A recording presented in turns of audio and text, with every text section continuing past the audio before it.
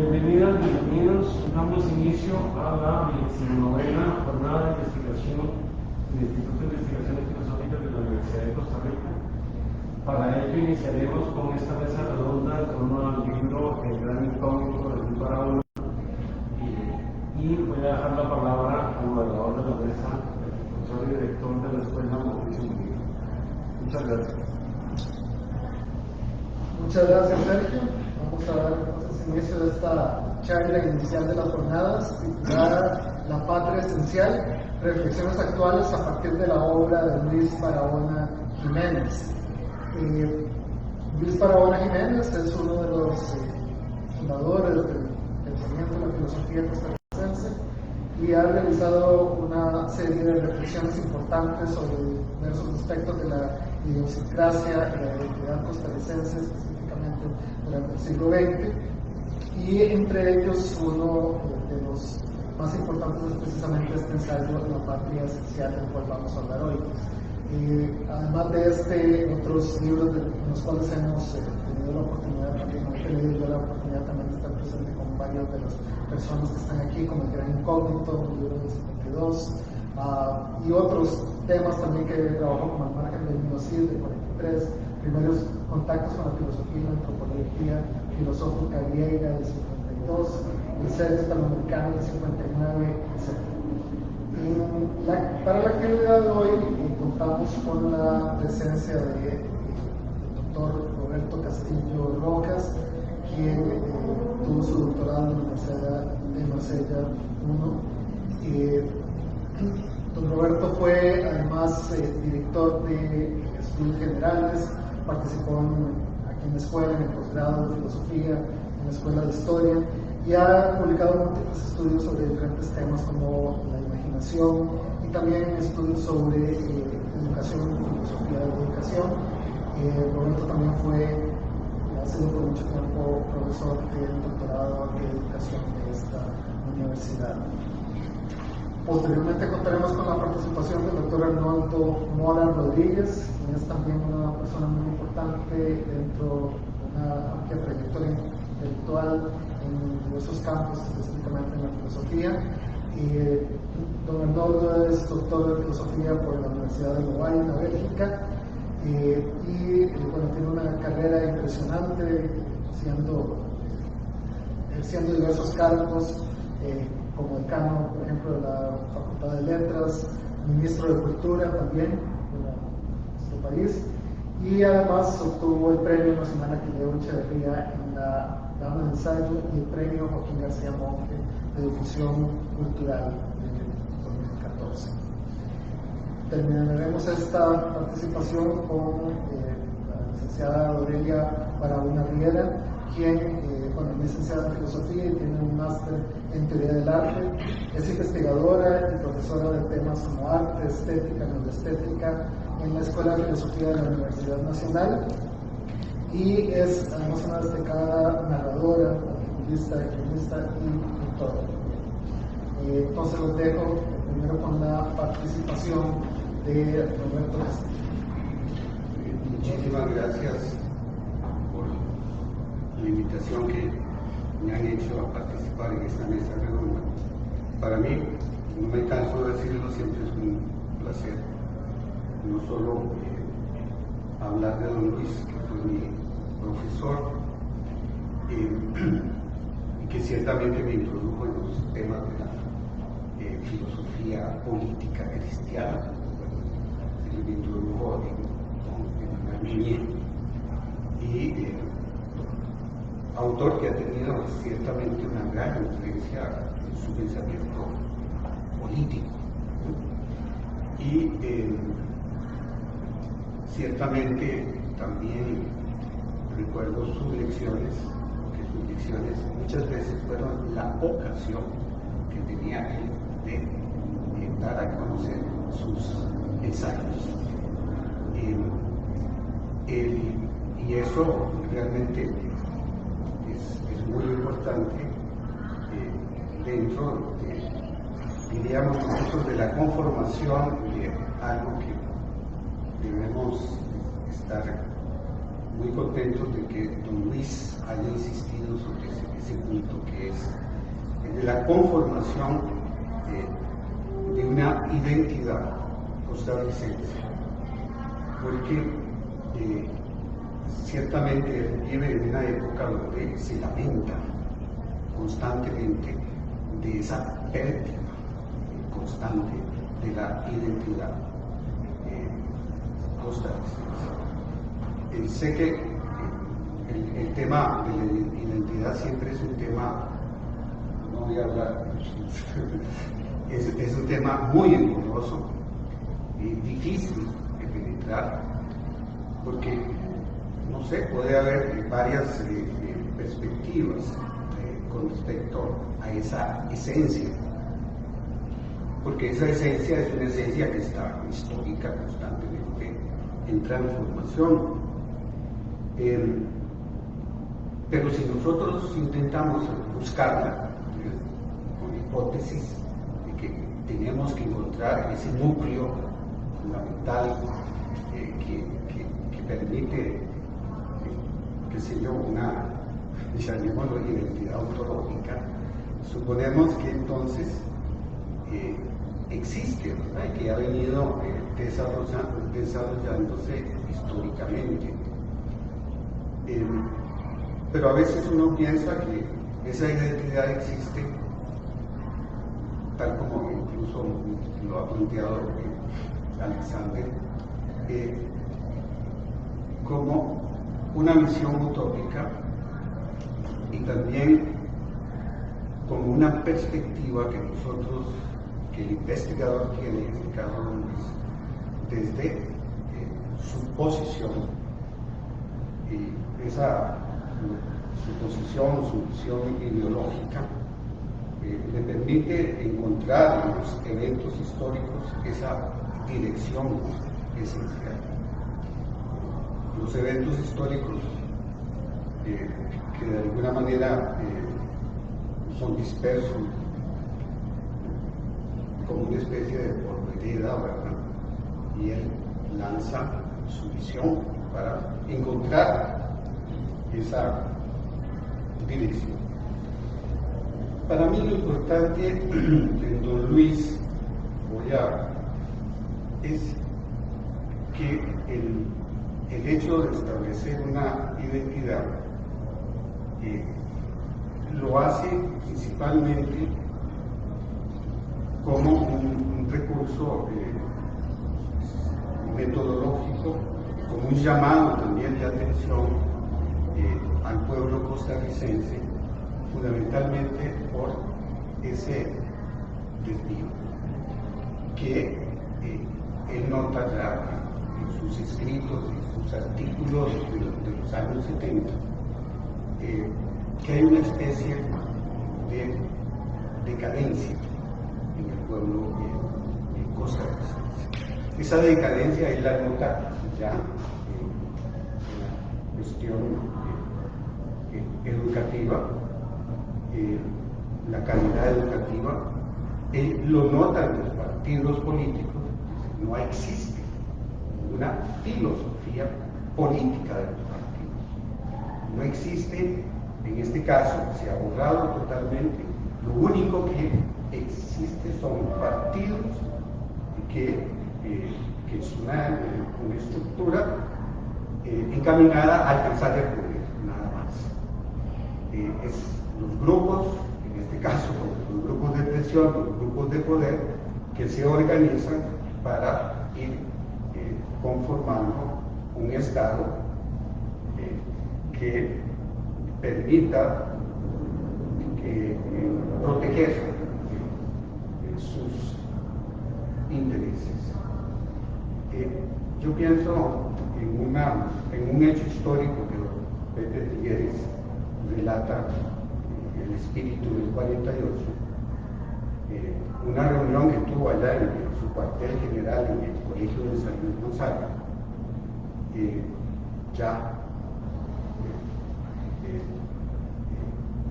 ya había triunfado, y recibió la visita de don Fernando Lara, Bustamante. Recibió también visita de Castro Beche, el director de la Nación, Jiménez de la Guardia y otros que se me escapan. Y lo que llegaron a ofrecerle fundamentalmente fue que se quedara en el poder, se convirtiera en un dictador y que abriera todas las garantías sociales. Para mí ese hecho es muy importante porque, si es cierto, a partir de ese momento esa élite ha intentado constantemente abolir todas las garantías sociales, todos los derechos laborales, todas las instituciones que protegen nuestras libertades cívicas y nuestros derechos. Y nada más me quedo ahí porque don Luis parece que está anunciando esta catástrofe que de alguna manera ya estamos viviendo hoy en día.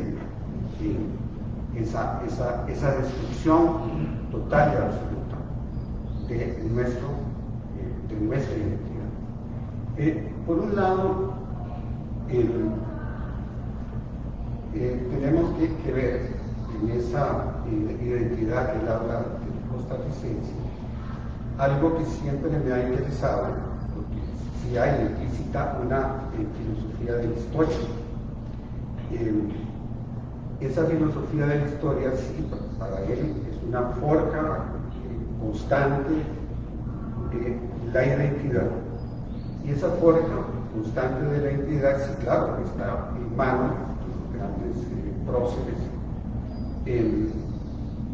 y que han conformado nuestro Estado de Derecho.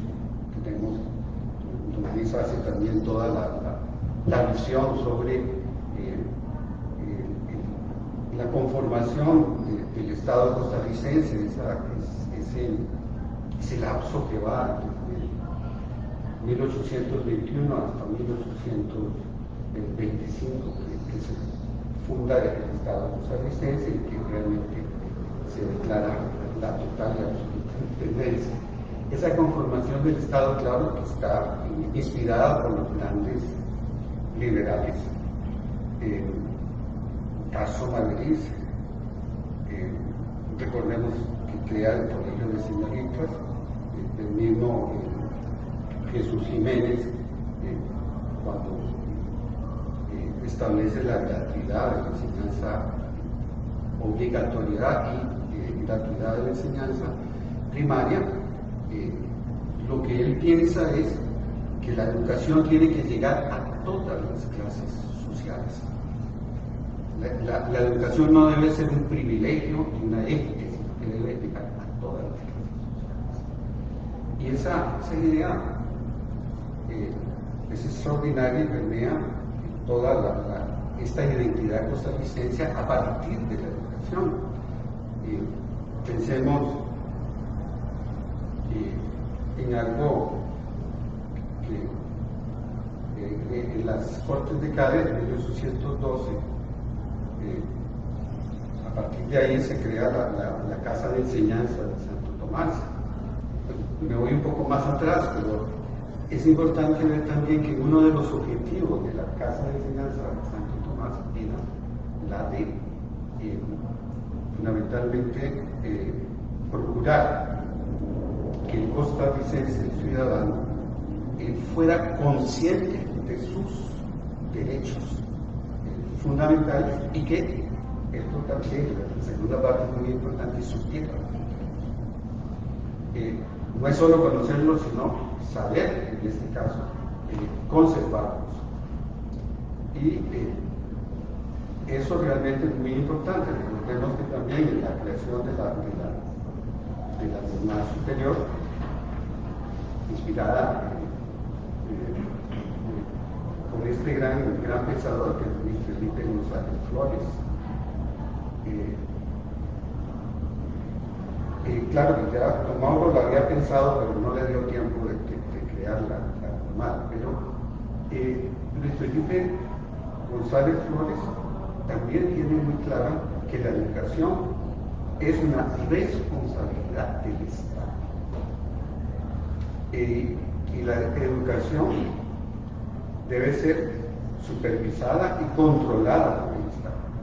Y el Estado fundamentalmente lo que tiene que hacer es, en este caso, procurar su calidad y procurar su cobertura. Bueno, lo digo porque don Luis también piensa que la educación es un elemento fundamental y central en la constitución de esta identidad. Y también lo digo porque lanzamos la mirada al día de hoy y encontramos cómo todos esos ideales, cómo toda esa identidad, esa fuerza histórica se está destruyendo, se está perdiendo. Principalmente,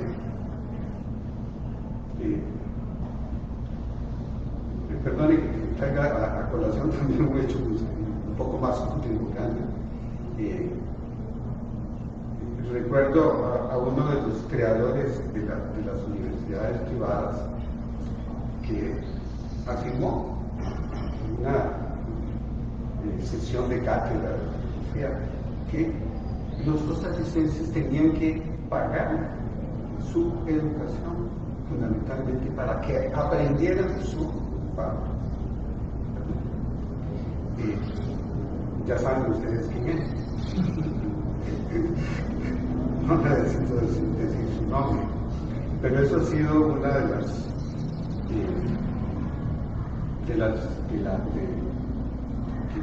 la cuña que le han puesto a la educación costarricense y a sus ideales fundamentalmente para eso. Bueno, por otro lado, se nos está yendo el tiempo, pero hay muchas cosas que yo tendría que decir de don Luis, y algo que es el llamado, digamos, fundamental, es eso que él llama esa identidad cultural que la estamos perdiendo también.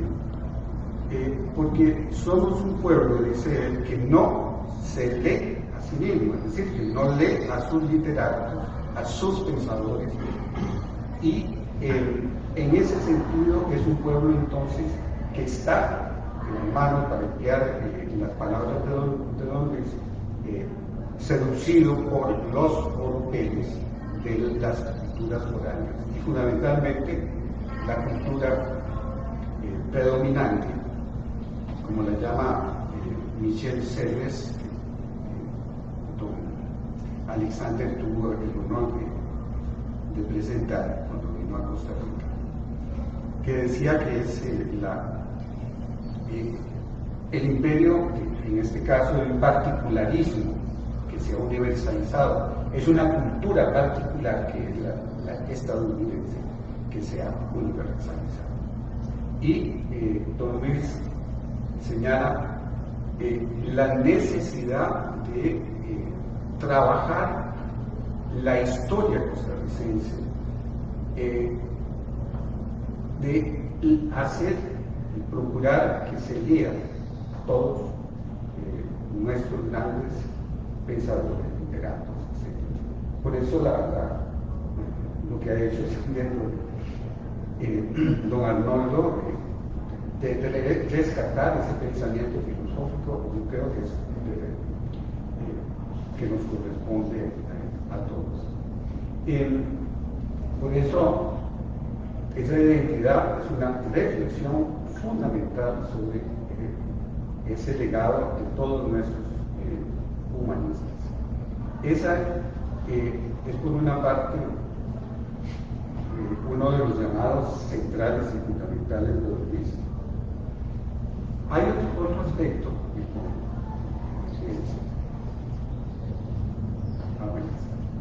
hay otro aspecto que también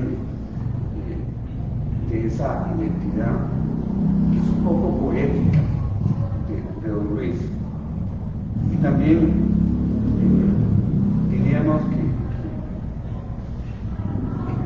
en parte tiene,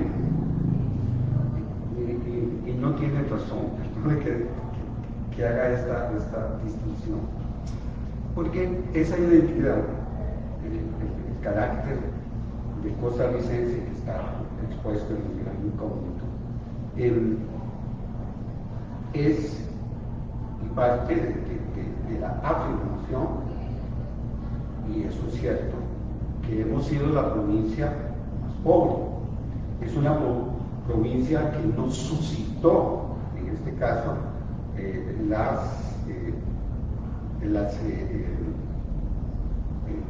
ambiciones, digamos, de los conquistadores. Por eso, Costa Rica fue siempre una provincia, en este caso, aislada. Y eso fue una ventaja, porque sí, ciertamente eso confiere un carácter especial a nuestro país, como es Bolivia, como es México. Y lo otro es que también nos afirma que tanto el conquistador, el gobernador nombrado, el rey, etc., tenía que luchar contra la selva, convertir esa selva en tierra cultivada, etc. Entonces, ahí él habla de desigualdad, pero nosotros sabemos históricamente que en realidad las élites de ese momento, digamos, finales del siglo XVI, más o menos, 1570, si no me equivoco, estaba la institución de la encomienda. Entonces, los conquistadores, en este caso, y los gobernadores, tenían la mano de obra indígena. Entonces, un poco eso de que la lucha del español, del conquistador, a la par, digamos, del indígena para conquistar su manutención, es un poco, digamos, utópico.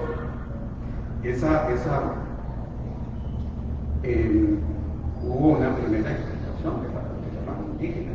Hay una segunda etapa cuando viene la hecatombe, digamos, de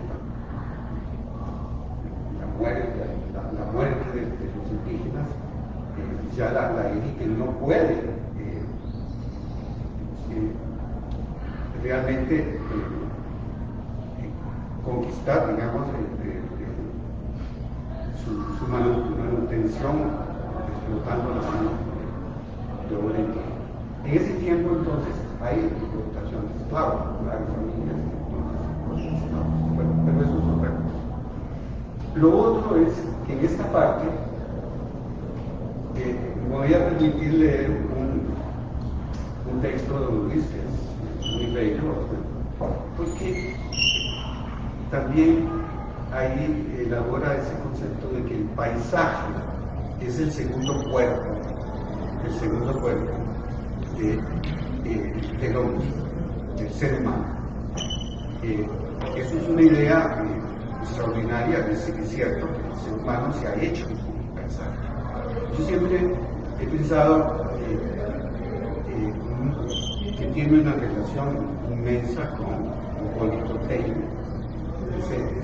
ese hermoso ensayo de Hipólito Tey sobre el nacimiento del pensamiento griego. El pensamiento griego está íntimamente ligado a ese paisaje, a esa región, también la dice, transparente del aire, es la región más transparente donde las cosas aparecen nítidas.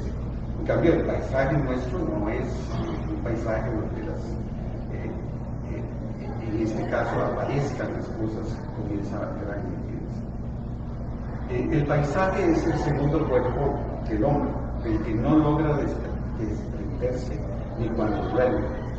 En el estado de vigilia, la razón y el ser, todo van tejiendo con los hilos que toman del paisaje en torno, la tela polícroma y sutil de sus ideas, de sus anhelos, de sus impulsos, de sus instituciones, de sus actos y palabras para decir lo que claro, está hablando de los tres clásicos cartagineses.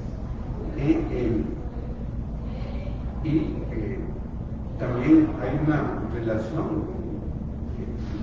el clima, el carácter, el paisaje y el carácter del ser humano, psicológico, porque nuestro clima no es un clima de los países templados, sino es un clima a menudo nublado y barrido por los recios vientos y golpes de furiosos temporales que agrían nuestro carácter y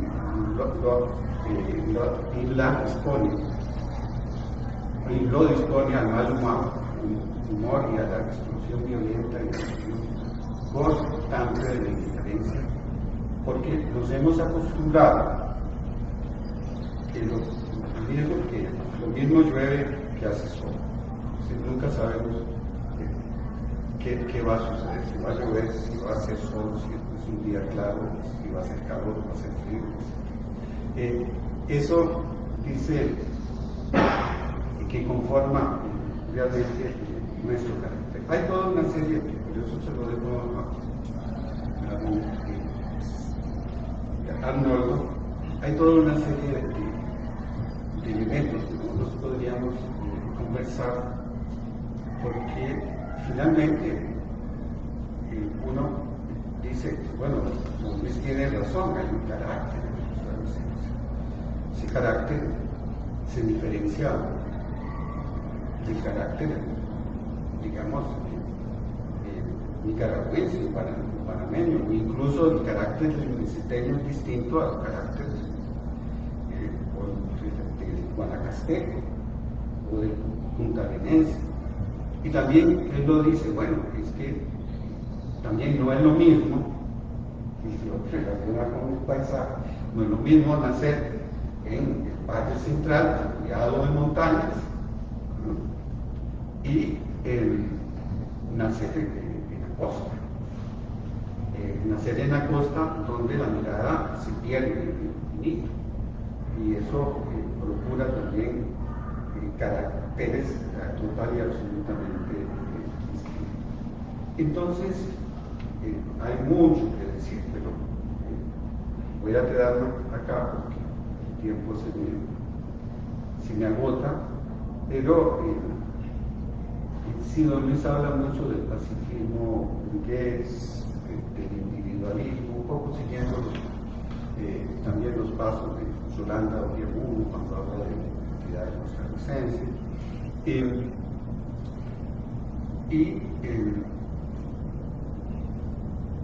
Por otro lado, doy un brinco para terminar,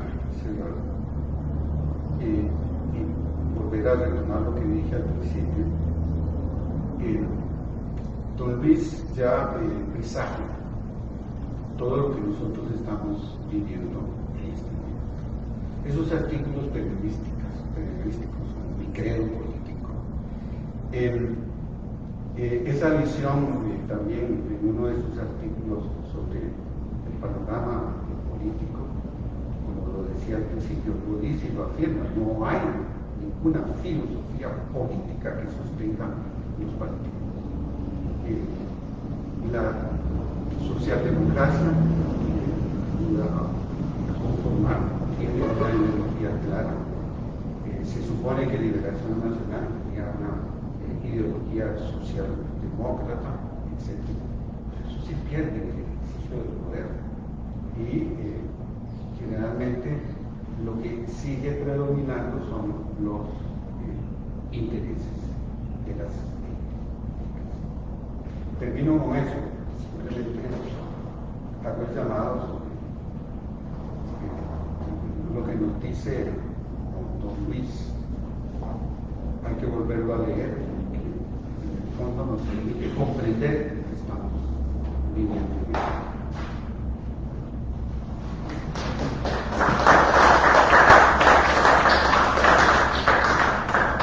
Muchas gracias, Roberto. Vamos a continuar con la participación de momento atenta. Muchas gracias por la invitación, por la posibilidad de participar en esta mesa con estos dos tan reconocidos de tantos años de estar también tratando de hacer un pensamiento sobre el tema. Yo voy a ser un poquito más breve y voy a hacer unos cuantos apuntes sobre todo el libro La Patria Esencial, porque considero que en este libro, que es parte ahora de las obras completas, en una nueva edición, pero que papá lo publicó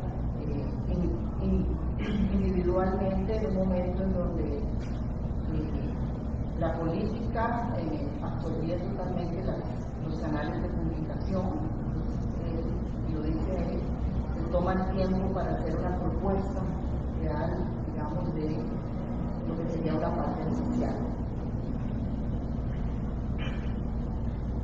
Luis Barahona define lo que es la patria desde la acción política, como un saber hacer, según Aristóteles, desde la praxis del hacer política nacional, como lo dice en el libro de Patria Esencial. O sea, él toma a Aristóteles de ejemplo y explica que aunque sea un clásico, eso no se pierde de vista a pesar de los cambios en la civilización, porque no hay que perder de vista lo que es realmente hacer política y crear el Estado.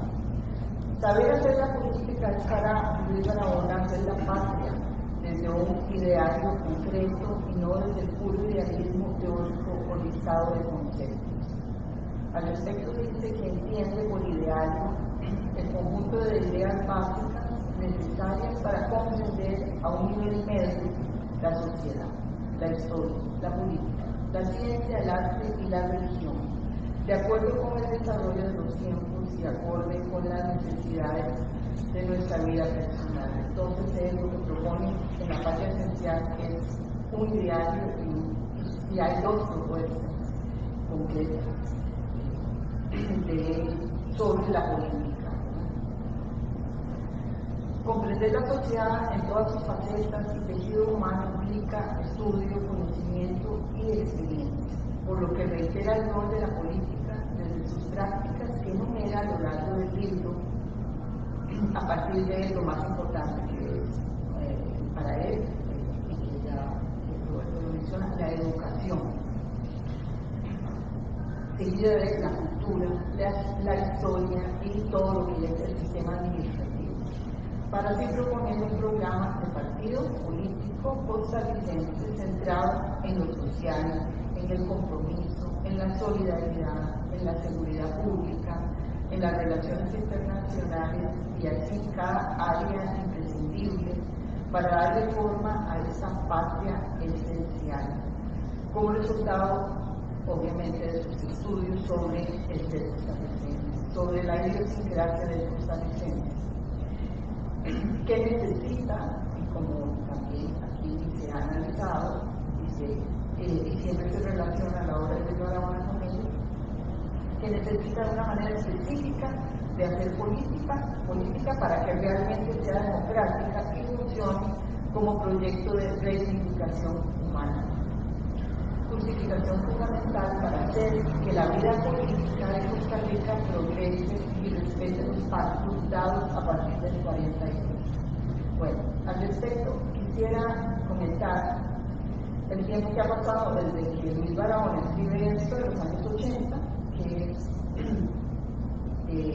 uno de sus ensayos, digamos, posteriores a los anteriores, a los iniciales, uno de sus últimos, digamos, ensayos, y todos los grandes cambios de paradigmas que han sucedido desde el final del siglo XX al siglo XXI. Cambios de paradigmas existentes, de nuevas formas de análisis, que van desde la teoría de los imaginarios, la semiótica lacaniana, la lingüística ontológica de Derrida, sus análisis deconstructivos, la hermenéutica, que tratará la posmodernidad con todo su valor centrado en la subjetividad del culturalismo y que dejará en desuso muchos términos e ideas clásicas, como la de Kant, haciendo que su sentido anterior, el de la patria esencial, se fragmente en el crisol de las sociedades líquidas de Bauman. Esto lo digo porque pareciera que el tópico se llama el sentido. Y lo pensé mucho cuando volví a leer el libro de la patria esencial. Pero a mí en lo particular me parece. Sumando a esto, también quisiera mencionar la pérdida paulatina de prácticas democráticas que son constitutivas para lo que Luis Barahona llama la patria. No puede haber democracia sin patria, no puede haber patria sin democracia. Donde los derechos de los ciudadanos en la actualidad menguan a favor de los derechos de los individuos, que ya no ven el derecho de la patria común, sino el triunfo personal por sobre los demás, lo que atrofia los mecanismos de un Estado basado en esa antigua ilusión legal y filosófica del benefactor común. Las leyes se han convertido en llaves de paso y las demandas sociales, muchas de ellas estéticas, se convierten en las propias leyes. Un mundo que ha cambiado frivolizando los derechos, los compromisos y los lugares sociales orgánicamente constituidos. Parece que no está interesado en hablar o mostrar a la patria más allá del mes de septiembre, donde la política ahora no es una ciencia, y menos, como decía Barahona, se educa en instituciones partidarias, sino más bien es un cuerpo social que arma con un dedo para ejercitarse como un simple músculo sin ideas y sin cultura, que debe probar su legitimidad en los espectáculos de las redes sociales, mostrando su aparente fuerza o bien su sofisma en la televisión. A menos democracia, menos política, menos bienes morales comunes y menos patria en el sentido aristotélico, que es el que plantea Luis Barahona en su propuesta, y es lo que vivimos en la modernidad de la ciudad. Ahora bien, si le damos, permítanme que haga el ejercicio, un giro a los mismos acontecimientos que hicieron derrumbarse las antiguas verdades clásicas, podemos ver que en ellas nada nuevo. Podemos seguir experimentándolas precisamente gracias al famoso giro lingüístico que aportó la semiótica, al evidenciar que es el lenguaje el que aporta un verdadero sentido de realidad a los acontecimientos humanos, y es el lugar de las narraciones, el verdadero lugar de los hechos y la historia. Lo que quiero decir con esto es que Luis Barahona enalteció la idea de patria, porque sus valores sociales así lo hicieron. Si analizó y escribió un proyecto de patria esencial, es porque era una verdad necesaria al calor de su vitalismo y de su comunidad sentimental como ciudadano comprometido. Nada de la patria que menciona Barahona es distante de los afectos, y es en esa pertenencia e identidad que cada vez que leemos sus ideas vuelve a nosotros la idea de patria en su dimensión ética y política. Aunque en la actualidad la patria no se nombra, no quiere decir que haya perdido el sentido, sino que se le ha olvidado. Porque la patria existió y existe en el presente de la lengua, de las palabras y del sentido fundacional de la filosofía política. Existió la patria y existe en cada uno cuando se canta y se ve una bandera, aunque no haya educación cívica por respeto por los símbolos patrios. Existió y existe cada vez que criticamos las visiones que se tengan del pico y cada vez que leemos a Luis Barahona y nos inunda con su respeto y amor por su ciudad de Cartago y su país, Costa Rica. Existe en la misma palabra patria, que ignora la globalización como si se tratara de una torcedura nacionalista puramente. Patria acción, patria práctica de la justicia, patria protectora, patria patria, tierra que nos vincula y está organizada como nación a la luz del humanismo del liberalismo. No hay patria sin afectos, y es por eso que la literatura moviliza los pensamientos y los hace aparecer con sus ideales positivos cada vez que leemos los textos de Luis Barahona. Ahora bien, no voy a mencionar las cualidades que en la sexta parte de su libro debe tener el gobernante de esta parte. Considero que es mejor leer directamente en la página 80 qué debería ser un país para tener mejores gobernantes. Dice, entre todo, que tienen que ser los hombres, porque en el momento que Luis Barahona escribe, la filosofía solo habla de los hombres, no de los seres humanos, hombres y mujeres, que tienen que ser los más capaces y de mejor voluntad los que gobiernan. O sea, hay dos cosas aquí muy importantes. La capacidad como inteligencia, como valor, y la voluntad como valor moral. Más adelante dice, como resultado de sus reflexiones, tienen que ser las personas que sean dueñas de sí, porque las personas dueñas de sí son realmente las personas. O sea, el ser persona es ser dueño de sí, dueño de las emociones, con un autodominio claro. Así tienen que ser los gobernantes. Pero para llegar a eso, se necesita de una formación que ni antes ni ahora se tiene en el país, desde ya en los años 80. Además del factor económico, que dice que es tan necesario para que el ciudadano pueda gozar de la libertad política, para poder escoger a sus gobernantes, o sea, sin tener resuelto las necesidades básicas, ningún ciudadano es libre para poder analizar realmente y elegir a sus gobernantes. Por lo que nos preguntamos, ¿se puede hablar de la muerte de la política aunque la patria siga viva? Para Barahona, la patria es el resultado del tejido que los ciudadanos han hecho de su propia constitución íntima, y aquí es muy interesante esto, porque es un exterior y un interior que están en juego. La constitución, como lo dice Aristóteles y los griegos, la constitución política de un lugar, país, lo que arma la idea de patria es el reflejo de la constitución íntima de sus ciudadanos.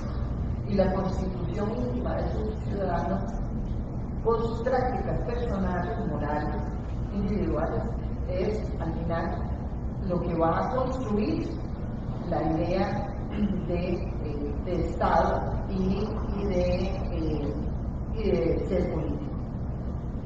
Por lo tanto, no se puede, es imposible. No puede haber patria, no puede haber patria sin libertad política, no puede haber patria sin la gobernanza, una buena gobernanza. Y apunta que despejado ya al final del libro,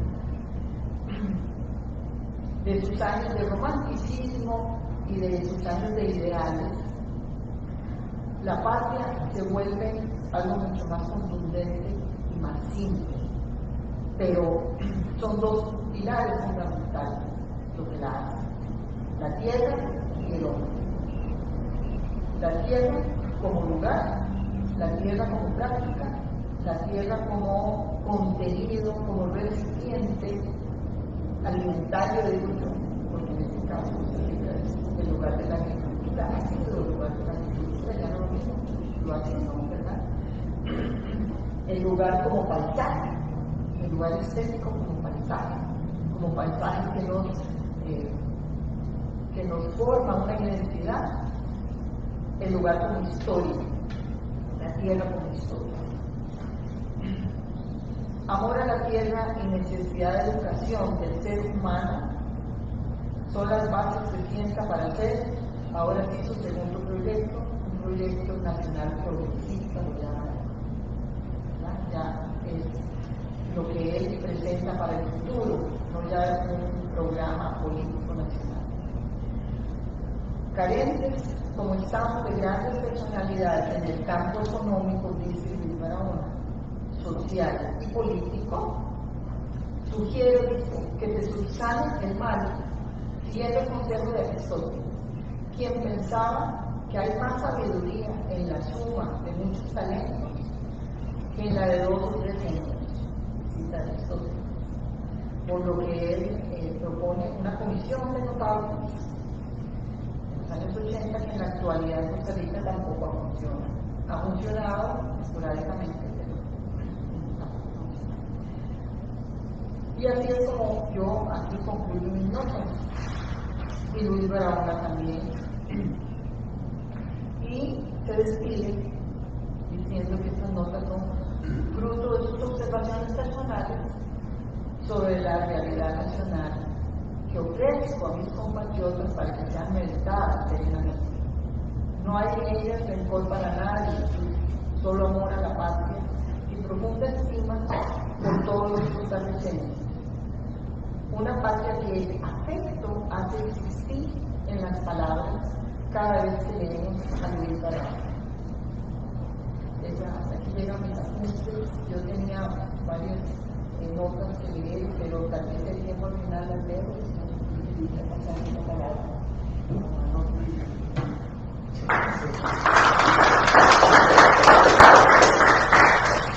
Muchas gracias, escucharon pues, muchas gracias. Luis y digo Luis porque tenemos una relación no muy frecuente, pero las veces que fueron muy personales. Es un personaje polifacético.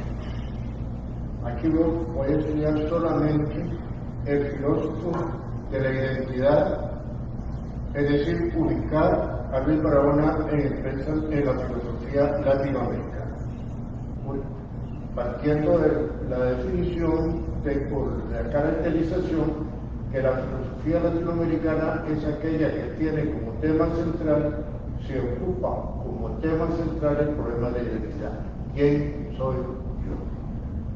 Como dice Leopoldo Sea, que es el gran filósofo de la identidad, los mexicanos tienen que hacerlo, porque tienen una frontera del imperio más grande. Si no se afirman ellos, se desfagan.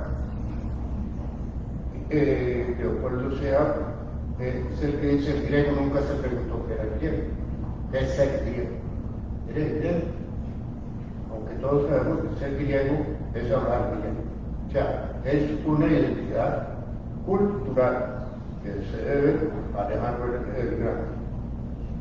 Para el romano es ser un ciudadano.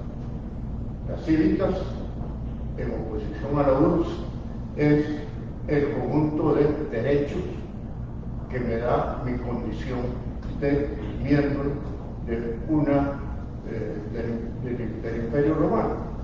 Ser ciudadanos, tener derechos. Eso lo va a retomar la Revolución Francesa.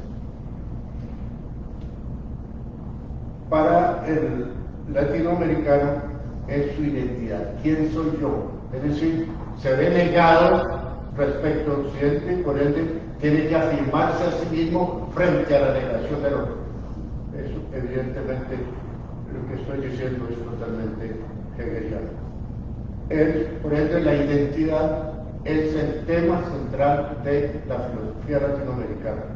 Y el que plantea esto, yo no sé si es el propio, pero no he estudiado eso, pero ciertamente en Costa Rica no es verdad. 1945, el gran incógnito es precisamente preguntarle qué es ser costarricense. Ser costarricense es el campesino, pequeño campesino de la Reserva Central.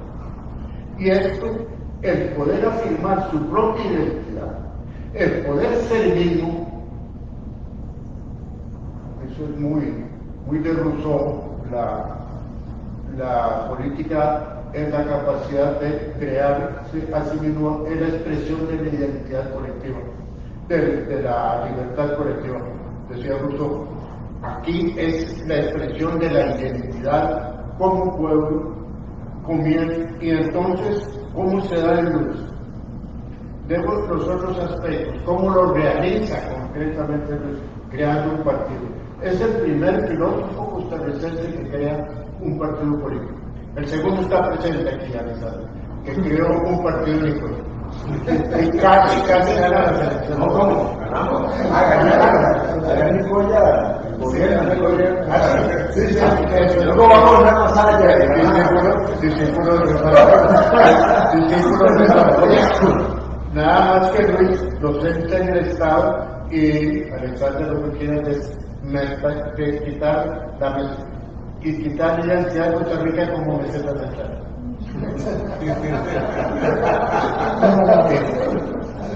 Y eso también lo hizo Luis, bueno, vamos a ver, en los dos casos voy a decir también la identidad personal es dada fundamentalmente en Luis como en Alexander por el segundo apellido. Lo importante es el varón de Jiménez.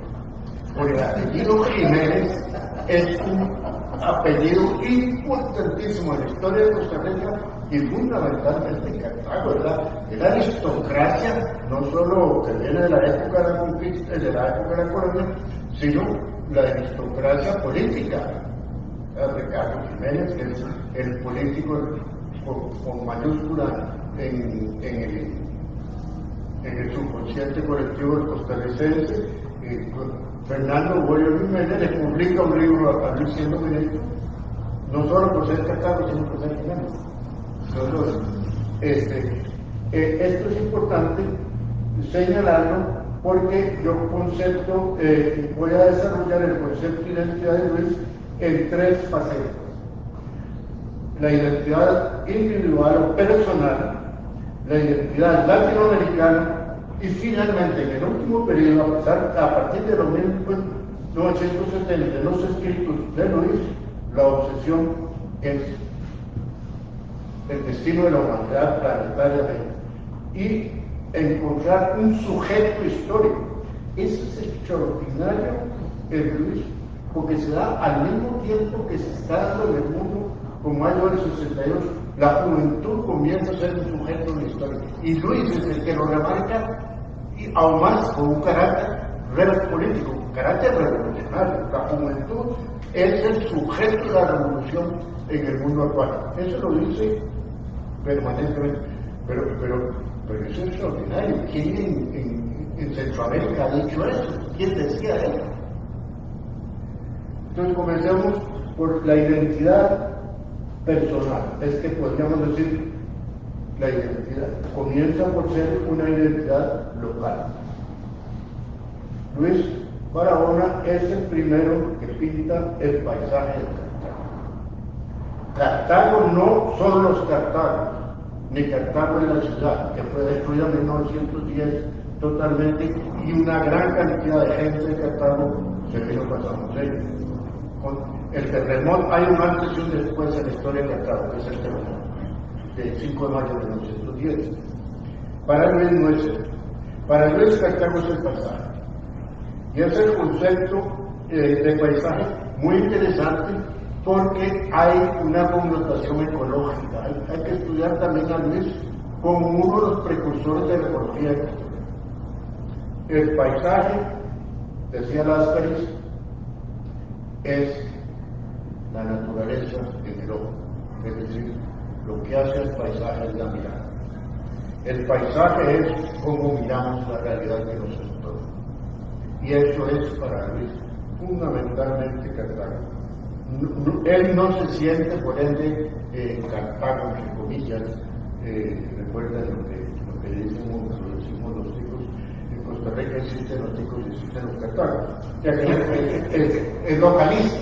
Luis nunca fue localista, nunca fue cerrado sobre sí mismo.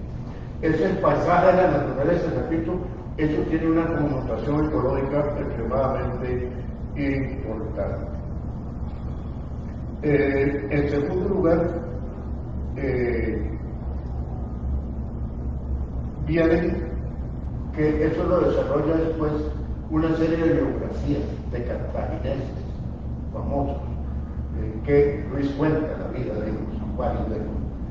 Es decir, hay una concepción también tanto hegeliana de que las grandes ideas se encarnan en hombres concretos.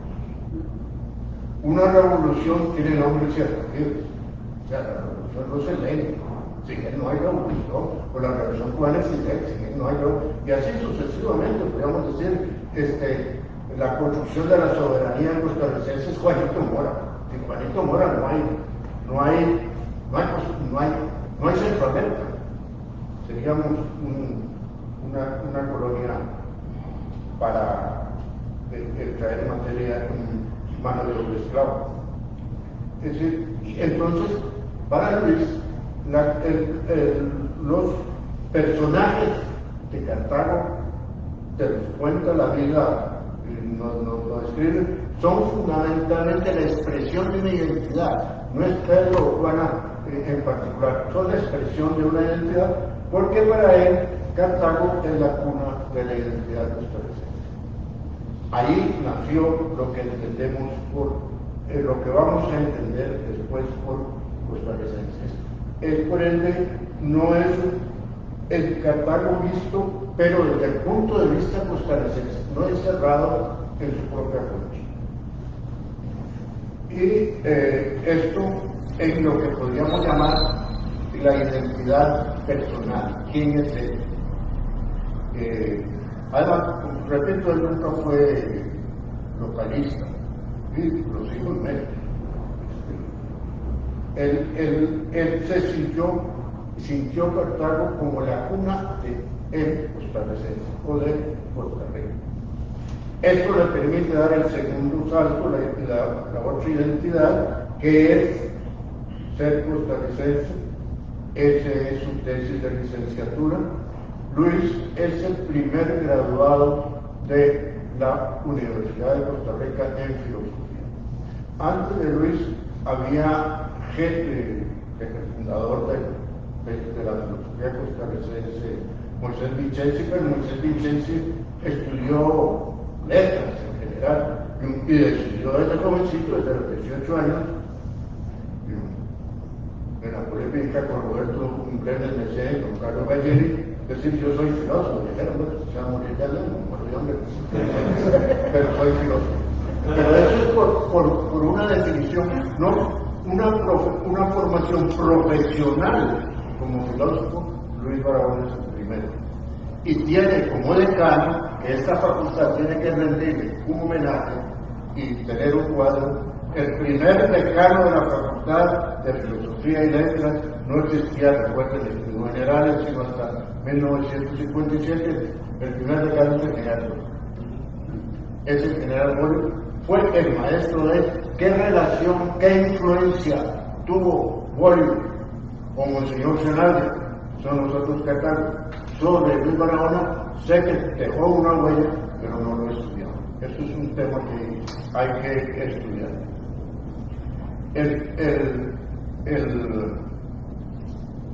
El gran incógnito es una obra fundamental. Es la primera obra en que se plantea la identidad nacional y una definición clara. Es el pequeño campesino de la meseta central, del cual tiene Luis no una concepción idealista. Habla de sus cualidades y virtudes, pero habla también implacablemente de sus defectos. Luis no idealiza, no nos da una definición, una esencia metafísica. Es un ser concreto, con lo bueno y con lo malo que tiene. Es por ende una identidad, aquí hablo yo ya desde un punto de vista marxista, la identidad del ser humano por su relación con la naturaleza desde el punto de vista del trabajo. Recuerden la definición. Kant es el primer padre de la filosofía contemporánea, dice toda la filosofía se reduce a una sola pregunta, ¿what is der Mensch? ¿Qué es el ser humano? Mensch en alemán es igual a hombre y mujer.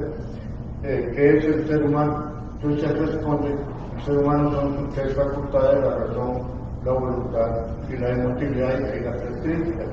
Hegel va a decir que eso es individualismo, que eso es subjetivismo, y va a dar contradicción. El ser humano es lo que él ha hecho de sí mismo a través de la historia. Por ende, si queremos responder a la pregunta, ¿qué es el ser humano? Estudiamos eso. Eso es Hegel. Y Marx va a decir, el ser humano es el trabajo. Es el conjunto de sus relaciones sociales, que se expresan fundamentalmente en el trabajo. La primera praxis del hombre es la transformación de la naturaleza que realiza mediante el trabajo. Esta idea está en Luis, aunque no lo dice, lo estoy diciendo yo estoy explicitando lo que implícitamente está contenido en la definición del pequeño productor. No es el ciudadano, no es en relación a otros, a relación a Nicaragua, yo soy diferente, no. Es el sitio de las aguas que habla Fabián Doble, ¿sí? El pequeño campesino trabajando, transformando la tierra. Eso es el ser humano muy de la receta central. Ya después Luis, en el periodo de madurez, se abre a todo el resto del país, pero en este momento, en el gran incógnito, y la palabra me interesa muchísimo, la palabra incógnito. Incógnito significa poner el signo de pregunta. ¿Qué es el costarricense? ¿Qué es un campesino? Ese es el concepto, ya es mi interpretación, el concepto de razón de Heidegger. Para Heidegger, la razón no es la capacidad que el ser humano tiene de responder. Para eso está la ciencia y la tecnología en el campo de la naturaleza, y para eso están la ética y la política en el campo de las ciencias humanas. La razón es la capacidad que el ser humano tiene de preguntar, de interrogar, porque todos los problemas y equivocaciones que el ser humano tiene, no es porque da respuestas equivocadas, sino porque hace planteamientos equivocados. Si la pregunta es equivocada, todas las respuestas serán equivocadas. Por eso, preguntémonos, tengamos lucidez y claridad sobre la pregunta, y entonces tendremos capacidad de responder adecuadamente. Eso es lo que yo veo en el término incógnito. ¿Por qué Luis dice que el campesino es incógnito? Usted lo está viendo todos los días, se lo ve todos los días. Porque es un tema de interrogación de la mente, de la razón. La filosofía, lo que la naturaleza nos da como un hecho, la filosofía nos da como una interrogación. Tenemos que preguntar, eso es pensar. Eso es lo que yo veo en un término, como les digo, que me iba a poner eso, ¿no? Es precisamente eso. La razón, la capacidad no de responder, sino de preguntar. La respuesta la da la ciencia, la respuesta la da la política, la ética, pero si la pregunta no es clara, lúcida, se va a fondo, entonces lo que están cometiendo lo que se llama una falacia y una tingencia. Es decir, lo que decimos dándole vuelta a la cosa, rodeando el que se quedó un poco cantinflescamente. Y finalmente, en su tesis doctoral de 1957-58 en Madrid, Luis plantea la identidad latinoamericana. Y entonces no responde de esta manera, no responde como el paisaje Cartago, no responde con el pequeño campesino de la meseta central, sino recurre a Andrés. Recuerden que Bello, después de que el libertador Bolívar fracasó en la unión de toda América Latina, cada general hizo un estado, ahí donde alcanzaba el poder del ejército, ahí formaba un estado, y así entonces nos balcanizamos, claro, con el apoyo del imperio de la época, que eran los ingleses, luego los norteamericanos, y especialmente terriblemente balcanizados nosotros aquí en Centroamérica. Porque divide y vencerá, los imperios necesitan hacer pedazos todos los demás regiones para poderlos dominar más fácilmente. Y entonces Bello dice, no, sí, Sí, Bolívar dice que fracasó. Yo digo que sí hay unidad, esa unidad es la verdad. Y eso es Luis Barahona. Luis Barahona ve la unidad latinoamericana, la identidad de la palabra, la unidad, porque la unidad es un término más bien político. La identidad latinoamericana la ve en la lengua castellana, no en el español, en castellano, el idioma que impuso a estas tierras Isabel I, Isabel de Castilla, que fue la reina de aquí. Recuerden que cuando ella muere queda Fernando de Aragón, y Fernando no es rey, Fernando de aquí, Fernando es regente, los únicos reyes de América son los reyes de Castilla. Solo cuando llegan los Borbones, 1714, se afrancesa España y entonces se da la unidad. Tarde o temprano, España tendrá que resolver sus problemas creando un Estado federal. Lo que hicieron los alemanes con Adenauer. Lo que hicieron, acabaron con Prusia, hicieron un Estado federal. Eso es lo que tienen que hacer. Y eso es lo que va a hacer Costa Rica según un Estado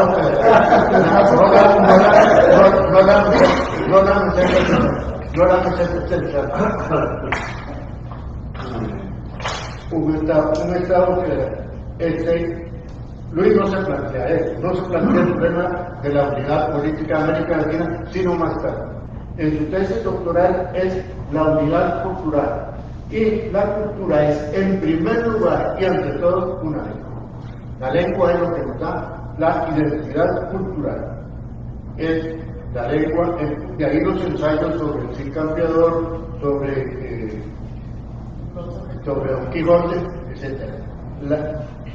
Luis siempre tuvo una preocupación filosófica de tipo político. Ya, para él la filosofía, es la capacidad de transformar la conciencia para transformar la realidad. Y eso fue fundamentalmente toda la vida. Pues por eso es que funda un partido, por eso es el creador en Costa Rica de la democracia del pensamiento demócrata cristiano. Yo lo veo como el sucesor de Jorge Bolívar y de Monseñor Fernández. Perdón, usted me pidió que recordara. Sí. ¿Cuántos Tiene 20. ¿Cuántos años? No se puede, ya tiene 20. Bueno, ya voy a terminar.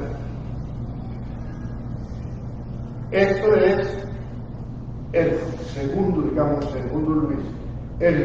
La última fase de Luis es lo que se llama la identidad planetaria, que Luis se plantea en la década de los 70, la última fase de su vida, y ya se lo plantea desde el punto de vista político.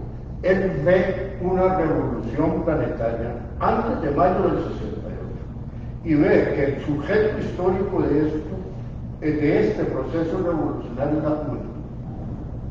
Nadie ha pensado tan lúcida y tan profundamente y tan tempranamente en nuestro medio el papel de la juventud como transformadora de la sociedad integral como Luis Barahona.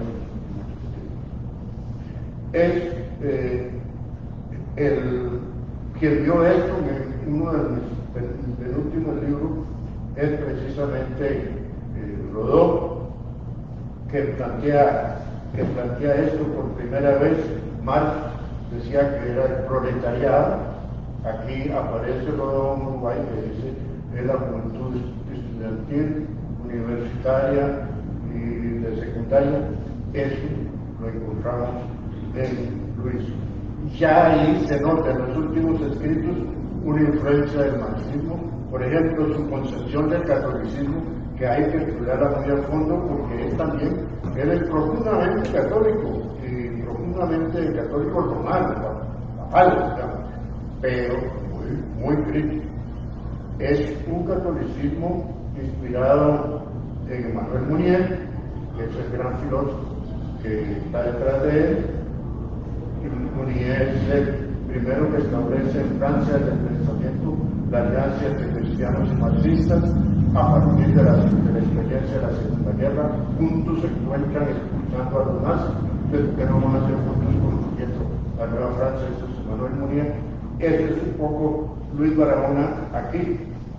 Entonces es un catolicismo social, incluso él habla de un catolicismo que es solamente ritos, digamos, él emplea el término marxista, es el opio, la palabra opio, también emplea el término de la explotación del hombre por el hombre en la última fase.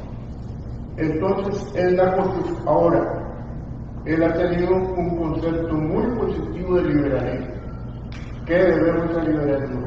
Y eso nos recuerda a don Joaquín García Monge. Don Luis tenía muy buen concepto de don Joaquín. No sé qué relaciones personales tuvieron entre ellos, no lo sé, pero sí tenía muy buen concepto de él. Y don Joaquín, excepto, nos dice: a mí me gustaría, para mí, la política perfecta es ser liberal en lo político y socialista en lo económico.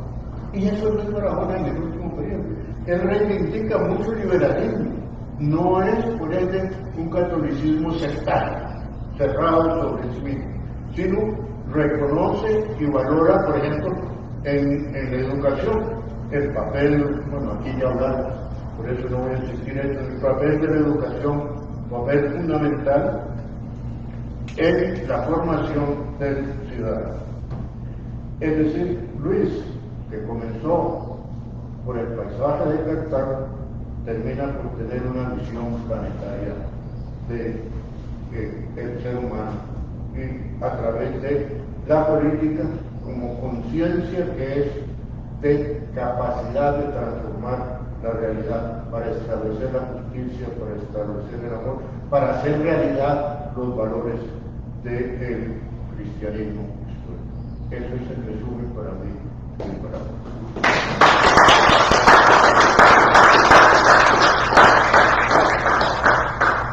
Muchas gracias, don Eduardo. Podemos abrir un periodo de preguntas. Vamos a Francisco Barahona, a Alejandro, y luego yo quisiera Bueno, a mí me pica la lengua por una maravillosa mañana. Es que agradezco la oportunidad de estar aquí juntos. Y digo, me pica la lengua porque de alguna manera don Luis, en el libro que Aurelia comenta, y en el libro que él escribe de Juventud y Política, él está influido decididamente por los acontecimientos de mayo, como lo acabo de mencionar, pero también por Alcoa, acá en Costa Rica. Y entonces, por supuesto, Tlatelolco, toda esa cordillera. Y entonces esos dos libros, que son bastante pequeños en comparación con otros que él escribió, digamos, constituyen una especie de reservorio en resumen de la coyuntura en que él estaba escribiendo. Y en ese sentido, Anatomía Patriótica también es como una especie de esencia, pues, hacia el futuro. Y don Luis, en ese sentido, yo lo calificaría también de filósofo del deber ser con los pies en la tierra, comenzando por lo que nos acaba de contar del gran. Y después él va a ir desarrollando su pensamiento hasta morir con la elaboración muy poquito no terminada de su única novela, que terminó de publicar, por cierto, de redondear en sus apuntes Doré. Entonces, en esa lógica, yo paso, no quiero ser extenso, pero yo paso a referirme un poquito al presente. Y el presente anda absolutamente opuesto, lejos, en claro divorcio con lo que don Luis diseñó como filósofo político. Y aquí yo quiero ser un poquito meter el ariete, si no destruir, es otra anatomía patriótica que no se hace sin destruir. Yo asumí mucho de ese pensamiento de don Luis a nivel personal toda mi vida, La responsabilidad que tenemos hoy tiene mucho que ver con, para mí, varios sectores sociales importantes que dejaron de desempeñar su rol. Uno, la Iglesia Católica. Y a mí me parece que la Iglesia Católica debería hacerse una autoanálisis crítico de cómo funcionaban los últimos 30, 40 años, dejando un poco esa antorcha que en cierto momento, con ciertos pensadores, tuvo la Iglesia Católica y que se concentró en la década del 40 en Monseñor Sanabria. Ese arzobispo es irrepetible en la historia de Costa Rica hasta el presente. El segundo son los últimos 20 años, yo llamaría de silencio universitario, en el sentido no de que las universidades no aportan, no investigan, no miden, no hacen instrumentos, sino críticamente. Estoy casi seguro cuando afirmo que el mismo PAC existiría hoy en día en mucho si la universidad hubiera sido crítica en ese periodo, no solo de los 8 años, sino con anterioridad y con posterioridad. En el PAC, en la universidad, la UNA y la Universidad de Costa Rica, especialmente, hay un enorme vacío de participación ciudadana porque, bueno, digamos, la clase dirigente universitaria se plegó, tenía simpatía, se cayó y no contribuyó como venía contribuyendo la Universidad de Costa Rica. Y esa inercia todavía la tenemos en el presente, pero en una circunstancia totalmente diferente. Ya no es la universidad participando creativamente con la patria, sino es la universidad defendiéndose de ataques concretos a la defensiva frente a un ataque nacional a la imagen de la universidad, que me alegró mucho, por cierto, el último estudio de la Universidad de Costa Rica, donde la UCR aparece como la mejor institución evaluada en Costa Rica. Lo que estoy diciendo suena contradictorio. El otro sector, sin menor duda, son los partidos políticos, a los que don Luis dedicó mucho, no solo de los que escribió, sino de su tiempo vital al crear la Cristiana, al redactar el estatuto del partido, las luchas políticas que inclusive por esa lógica del poder lo echaron abajo y le cortaron, digamos, una posible carrera política, y él ahí volvió a su trinchera de la filosofía. Los partidos políticos, especialmente de Liberación Nacional, y lo que terminó siendo el CUSPER con posterioridad. Y aquí entonces es donde yo entro, no en contradicción, sino en abono al tema de la juventud. Don Luis lo persiguió, mucha gente lo percibimos, inclusive sin saber la perspectiva de la filosofía política, sino de la praxis. La generación de Cuba y después la generación del tema del dice, toda esa protesta, esa generación era la juventud que de alguna manera fue capada ideológicamente por los partidos políticos y por las fuerzas económicas del país, porque se dieron cuenta, sobre todo con el COA, que en ese momento estaba llamada a renovar un proceso revolucionario pacífico que se dio en el arranque del 40 y después de la guerra civil del 48. Y esos partidos políticos, inclusive a partir de los digamos, aprendieron la lección y entonces fueron capando, fueron dominando estructuras. La misma juventud tenía muchas más posibilidades de participación y esa generación fue neutralizada para la política del cambio.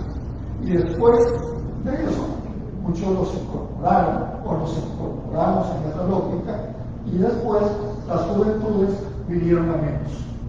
Al no ser las universidades críticas, al ser las federaciones de estudiantes universitarios cada vez más marginales en esa dinámica, todo eso disminuyó el potencial y la posibilidad de renovación de líderes de la juventud.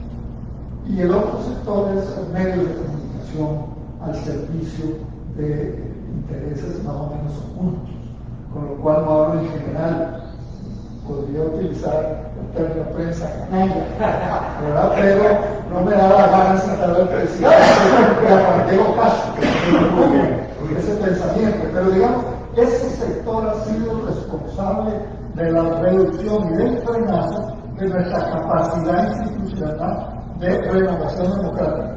Y este es el último punto. Don Luis profundizó el tema también de la democracia y de la participación ciudadana a partir del pensamiento de Manuel Muñiz, como Manuel lo acaba de mencionar. Él veía en la juventud la posibilidad constante de avance de una sociedad.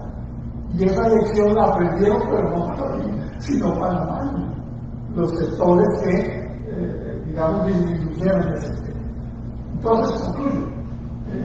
A mí me parece que eventos como estos no solo me producen a mí una gran satisfacción recordar, sino que también eso ha influido negativamente para que el pensamiento de Don Luis sea mucho más conocido, pese a algunos esfuerzos que se dan, como las obras completas de Luis Barahona, decisión de la rectoría de publicarlas, pero también personas que tienen esa aproximación deberían tener un espacio mucho mayor en la construcción de una potencial transformación democrática antes de que nos corten de tajo por la vía del populismo, la demagogia y la conería, la posibilidad de un país democrático liberal con compromisos sociales. Esa es la diferencia. Nada más subrayar lo que acabas de decir. Una pequeña anécdota. Hace un tiempo pagaba por los pasajes de la librería Gandhi, ¿verdad? Ese paraíso, buscando libros, etcétera, y sentándose a leer parte de los libros. En eso encontré uno, exactamente dice lo que acabas de expresar. ¿Qué es lo que sucedió en el mundo? Es decir, no solo en Costa Rica, después de la Revolución de Mayo, y en Costa Rica la Revolución del 71, las élites de poder, lo leí, ¿verdad? Lo que pasa es que ese libro, no sé por qué se me quedó y me he arrepentido toda la vida porque nunca más lo he vuelto a encontrar, no sé el autor, etc. Pero sí leí más o menos 10 páginas. Y la tesis era esa, que la educación, las élites, adrede degeneraron, bajaron su calidad, porque tenían miedo de que la juventud volviera a ser tan crítica como fue en ese momento. Y yo creo que eso nos sucedió a nosotros y sucedió en el mundo entero. Y ahora nos toca a nosotros, los viejos, revertir.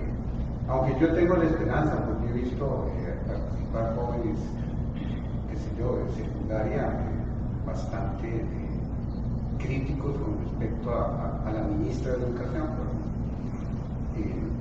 y bastante críticos también al gobierno, y ahora veo también los sindicatos que están acuerpándose fundamentalmente para combatir, digamos, lo que está sucediendo. Pero sí es importante eso que acabas de decir. Me parece que adrede la educación se deterioró y todavía quiere deteriorarla más. Gracias. Gracias. Buenos días. Bueno, yo tomé muchos apuntes, me encantó lo que vi, me gustó mucho la manera en que Roberto nos dibujó la importancia del tema educativo en la construcción de la identidad, ahora, y el carácter poético de la identidad. Esta reflexión sobre el fracaso me pareció fascinante. También me encantó lo que hizo él, que es una cosa mucho más acotada en relación con la patria, con la categoría de patria, cómo es que hay que entender esa categoría, por lo menos en este texto, ¿verdad? Porque hay otros momentos en los que hay algunos giros, pero me pareció muy preciso lo que hizo ella con la categoría de patria. También me encantó la lectura que hace Arnoldo sobre la trayectoria filosófica de Luis Barahona. Me pareció revelador esto de ir desde la identidad más local hasta esta identidad universal, planetaria, que llamaba Arnoldo. Me pareció, como digo, esclarecedor, de manera que disfruté muchísimo las tres exposiciones. Solo quería hacer un apunte rápido sobre ese libro tan significativo que es El Gran Incógnito. Es un libro que tiene varias virtudes analíticas. Una de ellas es que en ningún momento asume que la identidad del campesino costarricense es una identidad plana o homogénea. Es un libro en el que se muestran todas las tensiones de los pequeños campesinos vallesenfalinos, ¿verdad? Desde tensiones familiares, tensiones educativas, tensiones religiosas.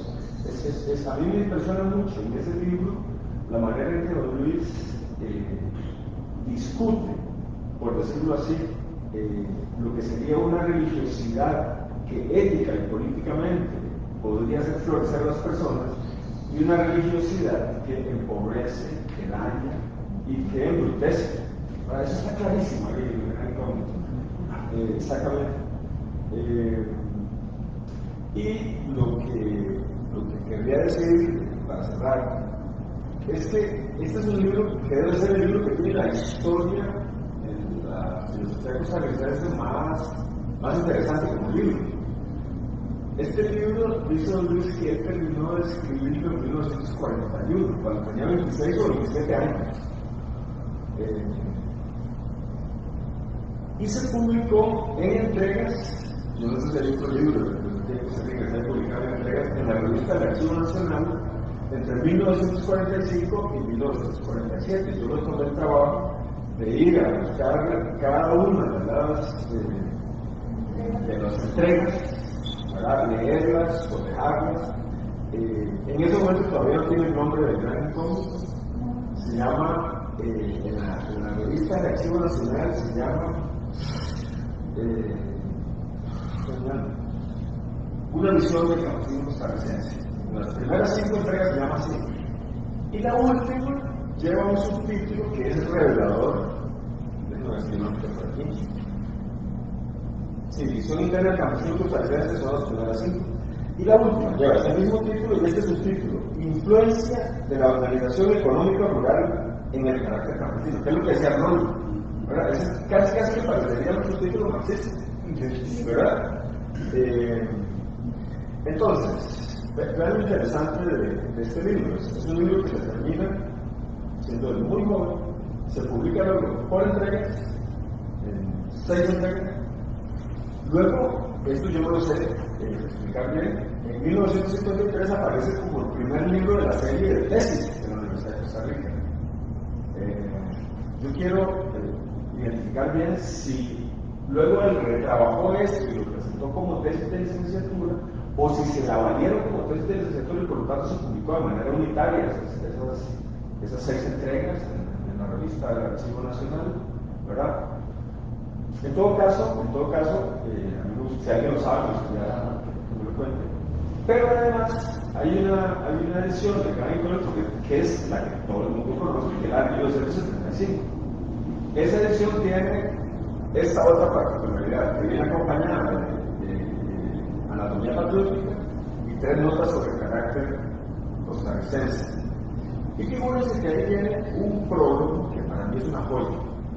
Es una joya en la historia del pensamiento filosófico de Luis Barahona y del pensamiento filosófico costarricense. Porque es una de las pocas veces en las que uno puede ver a alguien que ha escrito un libro hace muchos años que lo reedita, pero lo discute. Él mismo discute su libro.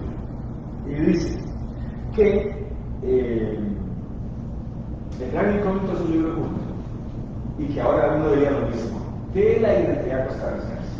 Entonces apunta 3 cosas que quiero mencionar. Primero, dice, Costa Rica se está mestizando. Este prólogo de 1974, que además es un momento central en el giro de la filosofía costarricense, se empieza a especializar, empieza a poner otras cosas que no voy a hacer. Primero, Costa Rica se mestiza. Segundo, dice don Luis, la hegemonía cultural en este país está enfrentando subculturas que la ponen en tensión y que la discuten. Tercero, ya no se puede decir que Costa Rica se reduce al Valle Central, ¿verdad? Por eso le decía ahora a Norberto que esto es una tesis de don Luis, ¿verdad? Ya la meseta central no es, dice en 1974, como siempre se asumió por parte de don Luis y de otros escritores que han estudiado y conoce muy bien, sino que dimensiona directamente a Limón, a Punta Arenas, a Martínez. Dice, ya no podemos seguir pensando que Costa Rica es su centro. Eso a mí siempre me ha parecido muy interesante. Lo menciona que es un asunto que estoy trabajando en un largo ensayo, ya estoy por terminar. Y como les digo, me parece que enriquece la historia de este libro, ¿verdad? El gran incógnito. Era eso que quería contar. Sí, yo nada más quería hacer la anotación de que aquí en la parte esencial, que es posterior, él dice que a pesar de las diferencias de las provincias, de los lugares, el costarricense tiene tan pocas diferencias en el lenguaje y en los modos de ser que se puede seguir hablando de un mismo modo de ser. Pero es que hay el cambio. Es que el gran incógnito es clarísimo, que es el campesino, como decía Arnold, Cartago, el que define los rasgos. Claro. Ahí es otra cosa. Muestra la diversidad, pero aquí también, dentro de la diversidad, identifica una nueva identidad. Quería hacerle un par de preguntas también. Muchísimas gracias por felicitarnos por las excelentes presentaciones. Yo quería preguntarle a Aurelia, me interesó mucho su discusión sobre el hecho de que existen ciertas categorías que tradicionalmente sostenían nuestros ideales políticos, nuestras formas de convivencia, y muchas veces montaba sobre mitos claramente, y que el deber mismo de la filosofía va empujando a que esta sea cuestionada, o sea, el cuestionamiento de estos mitos y de muchas de estas categorías es ciertamente el deber de la filosofía, pero luego parece que nos quedamos sin nada. Y mi pregunta es cómo vos ves la responsabilidad de la filosofía respecto a este cuestionar de categorías que en algún momento tienen un papel esencial. Y finalmente tenía una pregunta también para Arnoldo, en el sentido de cuando estaba hablando de los filósofos que participaban en la fundación de partidos, si no consideraba precisamente algo que usted mencionó, que es Jorge Bolio, también como un y agregar que el segundo apellido también marca una tendencia, es el antecedente de Jiménez que estaba presente. Además se sentían primos, se sentían parientes. ¿Quién? ¿Sánchez?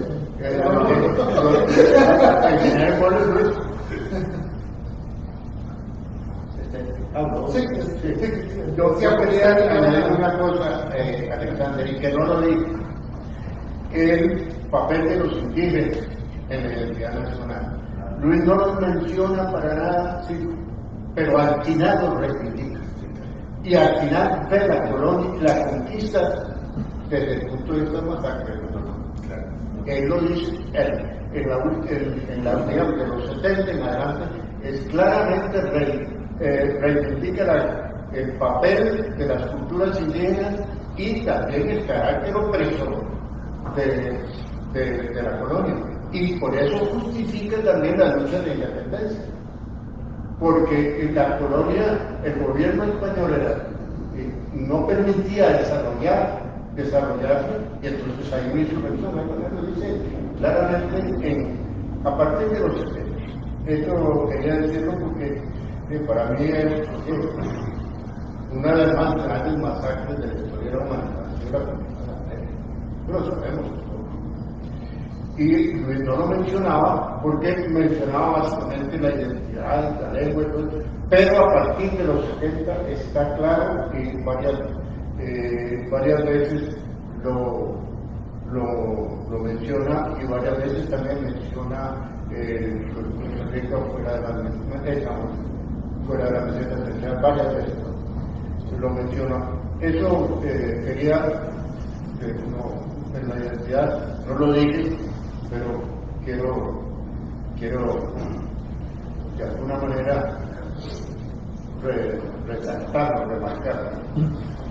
Y para terminar, lo que le había dicho de él, es necesario crear, Francisco, ya que, sobre todo por el esfuerzo de Macarena, se han publicado las obras completas de Luis.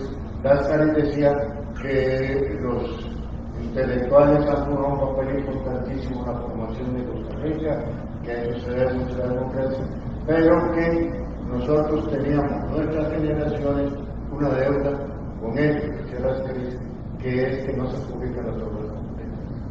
Que ahora se han publicado las obras completas de Luis, las de Sanabria se publicaron, la universidad publicó las de Rodrigo Fácil, Claudio Gutiérrez se ha publicado. Sí, Claudio es fundamental. Ahora es necesario crear el Centro de Estudios de Nicaragua. Crearlo y hacer jornadas como esta regularmente. Y crear un sitio en eso, el www ahora. Entonces todo el que publica algo de Luis ahí aparece y con eso le da la vuelta al mundo.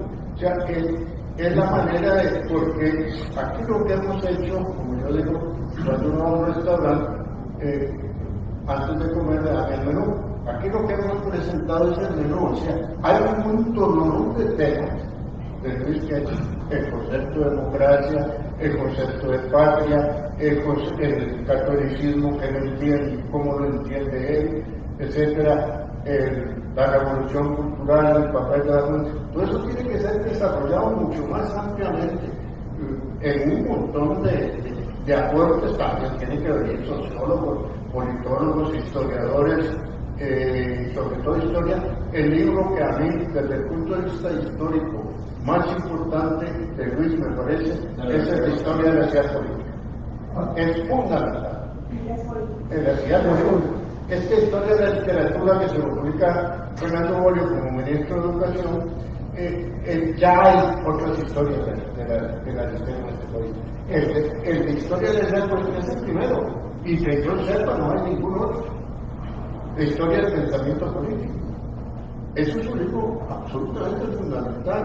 O sea, Luis como pensador del pensamiento político costarricense. Bueno, son millones de cosas, como les digo, aquí no tenemos una muerte. Un libro del que nadie habla, que es formidable, un libro del que nadie habla, que para mi gusto es la mejor interpretación de la historia de nuestra universidad, es el libro sobre la Universidad de Costa Rica, que ganó el premio. Bueno, el concepto de universidad, podríamos desarrollar el concepto de universidad en 1940, la Universidad Napoleónica, la fábrica de títulos, que es un poco la universidad privada hoy en día, la Universidad de 1957 de Rodrigo Fácil, y después viene qué papel jugó Luis, no lo sé, en la reforma del 73. En ese momento él estaba en España. Entonces hay un pequeño espacio. Cuando él regresa a España, más bien es rechazado por la universidad.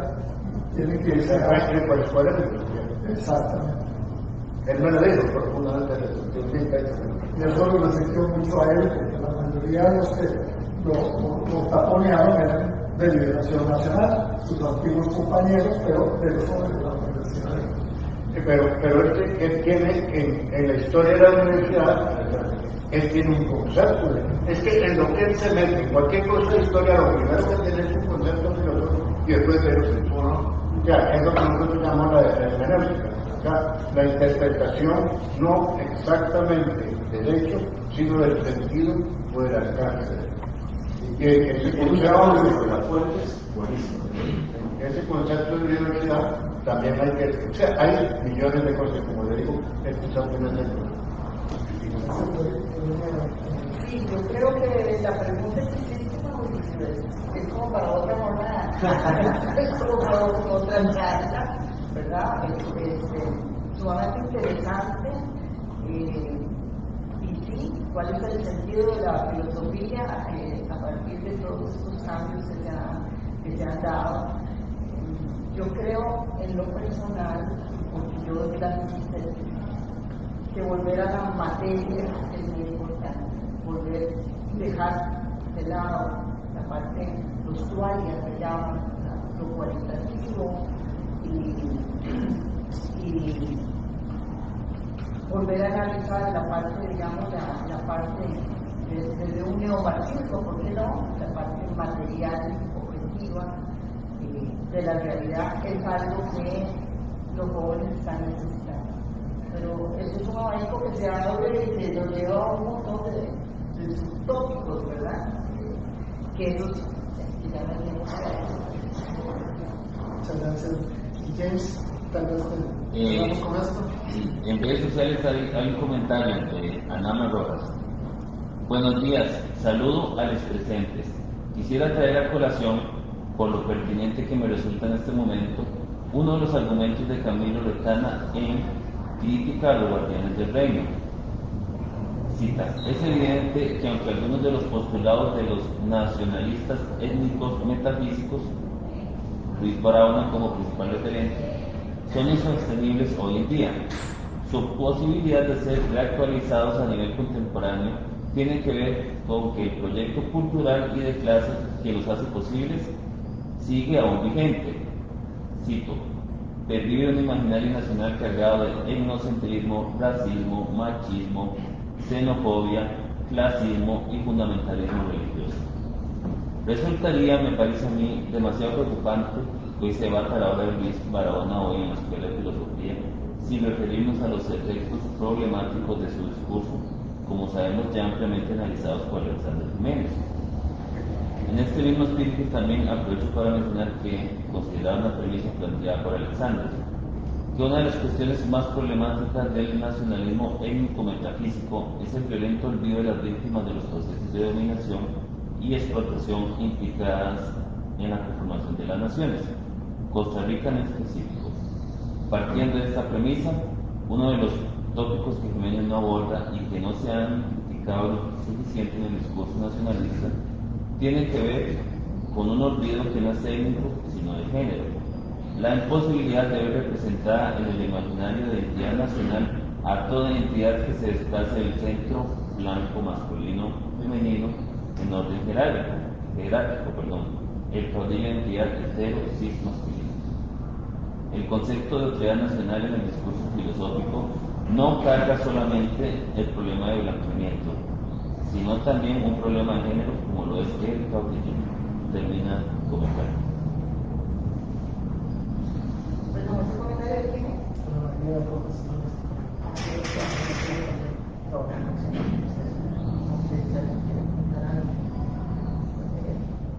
Me parece que desde el sentido del lenguaje hay tanta diversidad actual al comentar sobre la obra de un autor. Hay que circunscribirlo a su momento, a su tiempo, y para mí empobrece muchísimo el análisis, llenar los comentarios de juzgamientos. Y aquí es un juzgar a priori, muy rápido, muy veloz, desde un contenido en otro lugar totalmente en lo que fue la obra de Luis Barahona. Es como si estuviéramos analizando a un autor del liberalismo alemán desde una perspectiva global. Yo quería comentarle a la persona que estudió que tal vez, sin saber mucho, esto se está metiendo ahí en lo que es el nacionalismo con lo que tiene mucho que ver con lo que hemos estado comentando, que es la identidad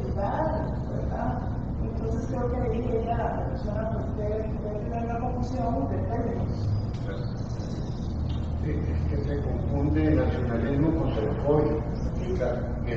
No es. Hay patriotismo. El nacionalismo con patriotismo es correcto, con xenofobia es repudiable. Sobre todo en el caso extremo del racismo, de la superioridad anglosajona de los policías yanquis golpeando negros, ellos, o el racismo de los nazis. En Europa hay mucha xenofobia frente a los árabes, frente a los maometanos. Bueno, Papa acaba de hablar mucho en contra de eso. Pero otra cosa es el patriotismo. Yo creo que hay que seguir, incluso había que hacer algún foro sobre este tema, porque hay mucha confusión sobre este tema. Muchas gracias a las personas presentes y que nos escuchan también por la transmisión.